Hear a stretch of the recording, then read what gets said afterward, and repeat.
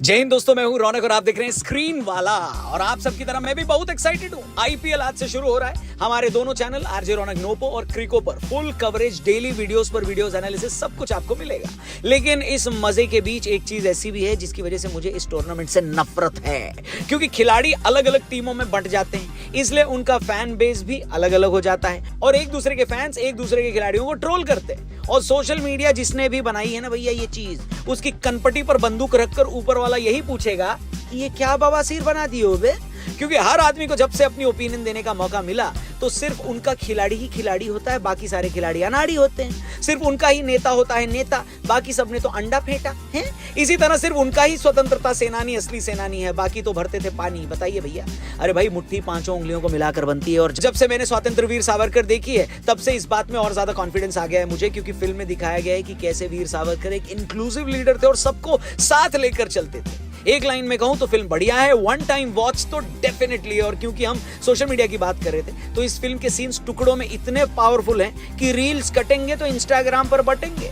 जब आपको दिखे तो मुझे भी इंस्टा पर सेंड जरूर करना कि ये देखिए वीर सावरकर मूवी का ये रील वायरल हो गया है। अभी परसों ही 1 मिलियन फॉलोअर हमारे हुए, उसके लिए हाथ जोड़कर बहुत बहुत धन्यवाद। अब तक अगर इंस्टाग्राम पे राम राम नहीं बोले हो तो हमको जरूर फॉलो करना। मैं भी आपको बधाई देता हूं, क्योंकि इस वीडियो के बाद आप भी अपने ओपिनियन से पैसे कमाओगे। कैसे, ये जानने के लिए पूरा वीडियो जरूर देखना।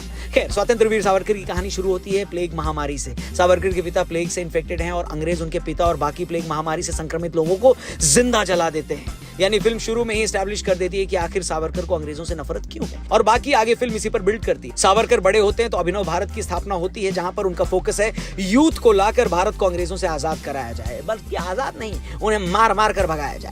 यहीं पर उनकी मुलाकात होती है लोकमान्य तिलक से भी। अंग्रेजों के खिलाफ बजे इस बिगुल की सजा सावरकर को काले पानी के रूप में मिलती है। फिल्म सावरकर की जिंदगी के अलग अलग पहलुओं को हाईलाइट करती है, जैसे उनका महात्मा गांधी से इंटरैक्शन, उनका लंदन जाना, फिर काला पानी की सजा, अंडमान जेल, वहां से रत्नागिरी जेल और वहां से छूटने के बाद उनके आगे का पॉलिटिकल करियर। काला पानी की सजा काट कर आने के बाद उन्हें एक बार फिर महात्मा गांधी की हत्या के जुर्म में गिरफ्तार कर लिया जाता है, लेकिन बाद में सबूत न होने की वजह से रिहा भी कर दिया जाता है। फिल्म जो टैगलाइन लेकर आती है, यानी हु किल्ड हिज स्टोरी, वो डंके की चोट पर बताती है कि किसने सावरकर की कहानी खत्म करने की कोशिश की। आखिर क्यों किसी कांग्रेस लीडर को काला पानी की सजा नहीं हुई। सावरकर को व्हाइट वॉश करने की कोशिश नहीं की गई है, बल्कि वो जैसे हैं फिल्म में उनको वैसे ही दिखाया गया है। अगर आपको लगता है कि हिंसा सही है तो ये बात भी फुल कॉन्फिडेंस से दिखाई गई है इस फिल्म में। कॉन्फिडेंस से याद आया, अगर आपको अपनी ओपिनियन पर कॉन्फिडेंस है तो आपके लिए मेरे पास एक जबरदस्त ऐप है। नाम है उसका प्रोबो, डिस्क्रिप्शन में दिया है लिंक, उस पर क्लिक करके आप इस ऐप को डाउनलोड करो। हाँ या ना में अलग अलग टॉपिक्स पर, अलग अलग सवाल पर आप अपनी ओपिनियन देकर ढेर सारे पैसे जीत सकते हैं। जैसे कई सारे सवाल हैं। सिंपल सा सवाल, आज के मैच से जुड़ा हुआ, क्या चेन्नई बेंगलुरु के सामने पहला मैच जीतेगी, यस या नो। क्या सावरकर जी की ये फिल्म अपने फर्स्ट वीक में 50 करोड़ जितना बॉक्स ऑफिस कलेक्शन कर पाएगी, हाँ या ना।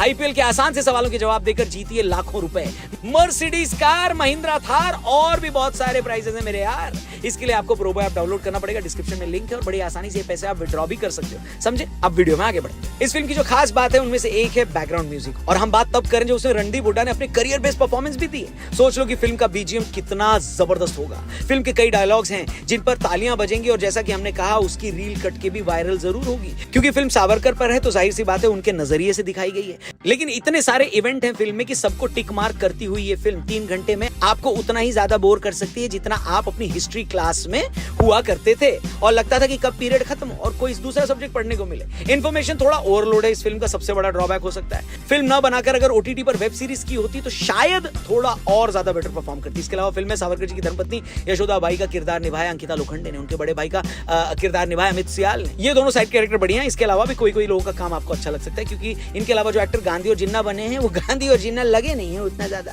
फिल्म के जो पहले डायरेक्टर थे उनकी जगह पर रणदीप हुड्डा का आना हुआ, उन्होंने खुद ही फिल्म को डायरेक्ट किया। शायद इसी वजह से 1-2 जगह पर उन्होंने क्रिएटिव लिबर्टी ले ली है। जैसे सावरकर का भगत सिंह से मिलना, इसका कहते हैं कि ज्यादा कोई एविडेंस है नहीं, लेकिन बायोपिक के तौर पर यह फिल्म स्वतंत्र वीर सावरकर के लिए एक बढ़िया श्रद्धांजलि है। लॉन्ग वीकेंड आ रहा है, टाइम निकाल कर देख सकते हैं। अगर हिस्ट्री से रूबरू होना चाहते हैं और घर में बच्चों को कराना चाहते हैं तो वीर सावरकर की कहानी उन तक जरूर पहुंचाइए, फिल्म देखने जरूर जाइए। देख आए हैं तो कैसी लगी हमें बताइए। बाकी प्रोबो ऐप डाउनलोड करिए, अपना ओपिनियन देकर पैसा कमाने का एक बहुत बढ़िया जरिया है, और ऐप डाउनलोड करने के बाद आपको वेलकम बोनस भी मिलेगा। और हाँ या ना में ओपिनियन देकर ढेर सारे पैसे और बड़े बड़े प्राइजेस, मर्सिडीज और महिंद्रा थार मेरे यार। तो जल्दी से इसे लूटो और चैनल को सब्सक्राइब करके जाना। थैंक यू फॉर वॉचिंग, कल मिलते हैं। जय हिंद।